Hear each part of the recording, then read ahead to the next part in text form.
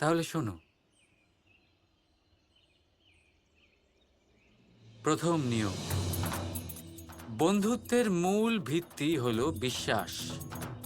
যে কোনো পরিস্থিতিতে নিজের বন্ধুর ওপর বিশ্বাস রাখা, তার কোনো কথায় সন্দেহ না করা।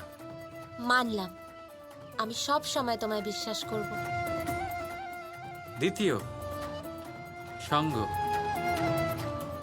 যদি বন্ধু ভুল পথেও চলে, তার ভুল সংশোধন করার চেষ্টা করা, তাকে সঠিক পথে সঞ্চালন করার চেষ্টা করা।